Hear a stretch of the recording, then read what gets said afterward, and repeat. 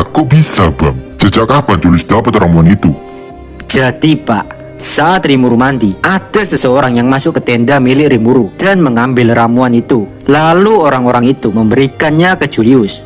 Di situ Rimuru terus berpikir, apa tujuan orang-orang itu memberikan kepada Julius. Rimuru nggak menyangka Julius berhasil ditipu oleh orang-orang itu dengan mudah. Kini Julius dan para pengikutnya berada dalam bahaya besar. Ciel berkata, jika Julius memang benar-benar sudah ditipu. Dan bahaya yang mengincar Julius and the Gang adalah segerombolan monster yang dipimpin oleh macan beracun. Bagi Ciel, mungkin orang-orang yang mencuri ramuan Rimuru ingin menyingkirkan Julius tanpa mengotori tangannya. Bahkan dengan kemampuan bertarung Julius dan para pengikutnya, mereka nggak bakal mungkin bisa bertahan hidup jika harus melawan macan beracun. Ciel menyarankan kepada Rimuru untuk tetap diam saja dan menonton agar bisa mengetahui dalang dibalik kejadian ini.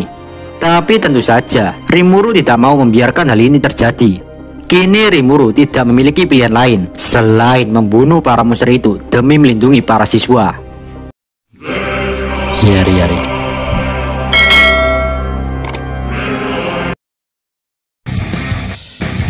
Rimuru berjalan keluar tenda sambil mengeringkan rambutnya. Sambil melakukan hal itu, Rimuru menoleh ke kanan dan ke kiri. Saat dirasa benar-benar aman, Rimuru menuju suatu tempat di pulau itu. Setelah itu, Rimuru mengaktifkan sihir blok deteksi.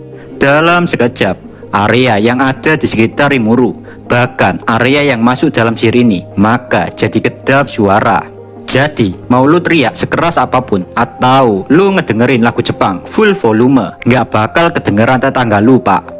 Dalam kegelapan, Rimuru menyadari jika dia sedang diikuti seseorang, yaitu Moss. Rimuru pun menyuruh Moss keluar dari persembunyiannya. Seketika Moss muncul dan membungkuk hormat di depan Rimuru.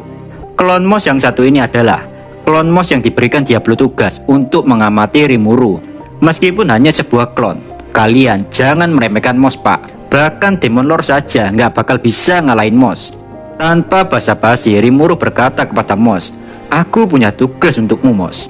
Saat mendengar hal itu, seketika ekspresi wajah Moss berubah menjadi gembira, kayak bocil yang baru aja di top upin diamond oleh bapaknya. Moss menjawab, "Apapun perintah dari Anda akan saya laksanakan dengan senang hati, Rimuru sama." Rimuru pun memerintahkan Moss agar melindungi semua orang yang ada di pulau dari monster yang sedang menuju kemari.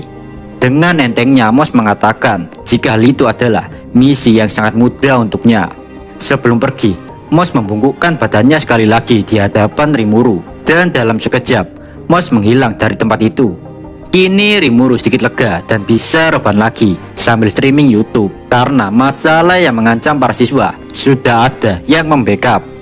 Walaupun begitu, Rimuru masih terus berpikir siapa dalang yang menipu Julius serta apa tujuannya. Saat memikirkan hal ini, tiba-tiba terdengar suara raungan monster yang sangat keras, dan itu adalah sinyal jika malam yang panjang telah dimulai. Jadi Pak, di sini Moss akan bertugas dalam bayang-bayang. Dengan kata lain, Moss nggak langsung membunuh monster itu karena Rimuru masih pengen ngelihat cara bertarung siswa dan guru menghadapi monster tersebut. Dan nanti jika memang mereka nggak mampu, maka di situ tugas Moss adalah mengeksekusi monster tersebut. Di lain cerita, Moss dan Zoe sudah sampai di negara Ingrasia. Mereka berdua sudah memahami garis besar masalah ini, tapi mereka masih berusaha mengumpulkan informasi ke berbagai daerah di Ingrasia. Tidak ada yang menolak saat Diablo menemuinya, bahkan sempat ada yang menolak. Tapi dalam sekejap Diablo mengeluarkan aura intimidasinya yang membuat semua orang ketakutan, sehingga siapapun itu akan menjawab pertanyaan Diablo tanpa ditutup-tutupi. Dan kini Zoe dan Diablo mulai mengunjungi Elric. Di sini Elric bukan lagi pangeran. Buat yang lupa, gua ingetin kembali, Pak. Saat perang besar yaitu perang Tenma, semua negara dilanda kekacauan termasuk Ingrasia. Dan saat itu, Elric bersama Rainer berusaha merebut tata dengan membunuh bapaknya Elric, Pak. Untungnya saat itu, pahlawan kita Masayuki berhasil meredakan emosi para warga Ingrasia untuk tidak meluapkan amarahnya kepada para bangsawan, terutama pelaku utama yaitu Elric. Dan karena kejadian ini, Elric yang harusnya jadi penerus raja selanjutnya, jadi kehilangan hak warisnya. Dan atas kelakuan bejatnya itu, Elric harus merasakan hukuman, yaitu dipenjara. Dan sekarang kerajaan Ingrasia tidak lagi diperintahkan oleh seorang raja. Bahkan keluarga kerajaan untuk sementara kehilangan posisi serta kekuasaan mereka, yang pada akhirnya Ingrasia dibawa kendali Komite Arbitrasi Kebebasan. Komite ini memiliki markas pusat di Tempest, yang dengan kata lain, para bangsawan bahkan keluarga kerajaan tidak bisa lagi terlibat dalam menjalankan kerajaan maupun memerintahkan negara Ingrasia. Sebenarnya untuk bertemu Elric agak sedikit susah, bahkan untuk sekelas Zoe. Tapi entah kenapa saat Diablo beraksi, tidak perlu waktu lama dan tanpa kekerasan sedikit pun, mereka berdua diizinkan bertemu Elric dengan mudahnya. Di situ Zoe sangat terkejut saat Diablo dapat menghandle masalah ini. Kini Diablo dan Zoe sudah berhadapan-hadapan dengan Elric. Di ruangan itu hanya ada 3 orang, yaitu Zoe, Diablo, dan Elric doang, Pak. Untuk mencegah agar tidak ada yang menguping pembicaraan ini, Diablo langsung melindungi ruangan itu dengan magic barrier. Dan setelah itu, mereka bertiga pun saling bertukar salam sederhana dan mengenalkan diri satu sama lain. Tanpa basa-basi, Diablo langsung bertanya ke intinya kepada Elric. Diablo berkata, "Jadi alasanku datang kemari untuk menemuimu adalah karena aku penasaran tentang adikmu Elric." Pertanyaan sederhana itu membuat Elric yang awalnya tegang kini sedikit santai. "Oh iya Pak, sedikit informasi saja. Elric di sini ditahan, tapi tidak ditempatkan di penjara yang bersama orang-orang kriminal lainnya. Makanya keberadaannya tidak diketahui publik. Dia ditahan di rumah besar milik keluarganya. Meskipun begitu, Elric selalu dijaga ketat kemanapun dia berada. Dan Elric juga dilarang keluar rumahnya. Bahkan paling mentok nih, Elric hanya boleh keluar sampai di sebuah taman di rumahnya itu." Dari melihat penjelasan ini, bisa disimpulkan jika Elric telah menjalani 10 tahun di sini tanpa berinteraksi dengan siapapun. Di situ Elric pun menjawab pertanyaan Diablo. Elric berkata, "Julius itu seorang yang jenius. Dia adalah harapan para bangsawan. Dan aku sebagai kakaknya percaya bahwa dia akan menjadi raja yang sangat baik." Saat mendengar hal itu, Diablo menjejakkan lidahnya. Pertanyaan selanjutnya, Diablo bertanya tentang apa yang terjadi pada kekayaan keluarga kerajaan. Elric pun menjawab, jika semua kekayaan keluarga kerajaan sudah dibekukan, sisanya dikelola oleh komite. Bahkan aku juga tidak bisa mengambil sepeser pun harta itu. Di sini beku bukan maksudnya uangnya ditaruh kulkas lalu beku ya Pak. Di situ Elric terus melanjutkan perkataannya. Julius itu bagaikan kuil bagi para bangsawan kolot yang menginginkan masa kejayaan para bangsawan untuk dikembalikan. Julius selalu menerima keluhan mereka dan menggunakan hal itu untuk keuntungan pribadinya. Para bangsawan bisa percaya pada Julius karena sikapnya yang arogan sudah mencerminkan seorang raja yang sesungguhnya. Diablo hanya menganggukkan kepalanya sambil berpikir saat mendengar ucapan Elric. Jadi Pak, dulu Ingrasia adalah pusat politik dan budaya di mana para pemimpin negara bertemu.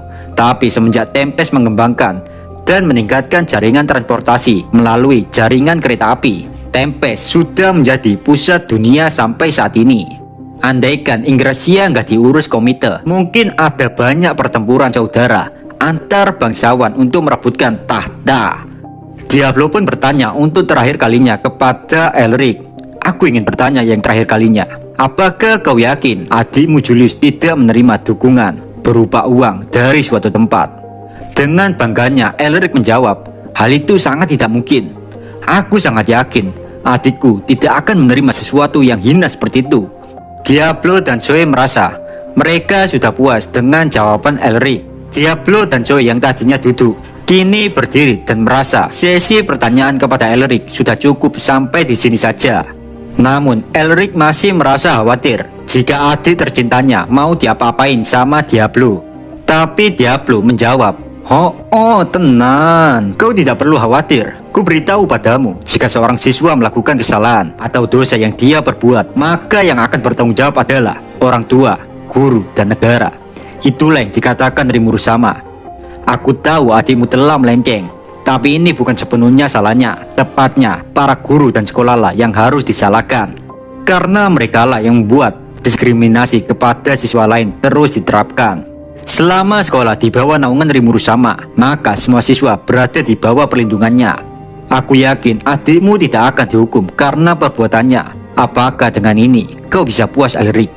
Seketika Elric merasa bersalah karena adiknya tidak menghormati Rimuru Sama dengan baik.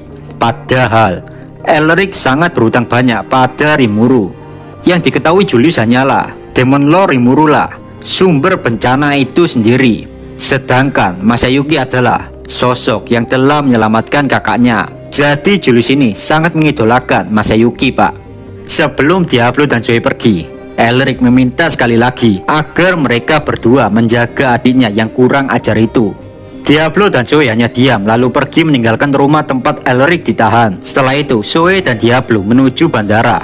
Dengan ini Diablo dan Zoe mengerti jika Julius bukanlah rekan dari dalang semua kerusuhan di akademi. Jadi kemungkinan akar masalah ini bukan berasal dari Ingracia. Dan kini mereka berdua tinggal mencari siapa nih orang yang telah ngasih asupan cuan kepada bangsawan di Ingracia. Oh iya, kita sebut mantan bangsawan aja, Pak, karena di Ingracia sudah tidak ada lagi kaum bangsawan. Di satu sisi Diablo dan Zoe masih terus mengobrol dan mereka berdua sudah mengumpulkan data jika kekayaan Julius bukan dari hasil ngemis orang lain, melainkan karena usahanya sendiri tanpa sepengetahuan para bangsawan. Diablo dan Zoe yakin jika dengan hanya mendengar kepribadian Julius dari kakaknya yaitu Elric, mereka berdua bisa menyimpulkan bahwa orang seperti Julius tidak mungkin sebodoh itu mau menjadi raja boneka untuk para bangsawan. Diablo makin memahami masalah ini dan Diablo yakin jika ini adalah perang ekonomi. Bagi Diablo, dalang dibalik ini semua sudah putus asa jika melakukan perang kekuatan militer. Makanya si dalang memikirkan cara lain yang lebih masuk akal, yaitu perang ekonomi. Apa sih bang perang ekonomi? Kakak jelas lu, pakai bahasa yang simpel aja lah. Jadi Pak, perang ekonomi di sini maksudnya dalang dibalik masalah ini ingin mengendalikan dunia melalui ekonomi. Di situ Diablo menghela nafas panjang jika apa yang direncanakan musuh itu sia-sia, karena dalam hal ekonomi maupun militer tidak ada yang bisa menandingi Tempest. Saat mengetahui hal itu, Diablo mulai tidak tertarik lagi dengan masalah ini.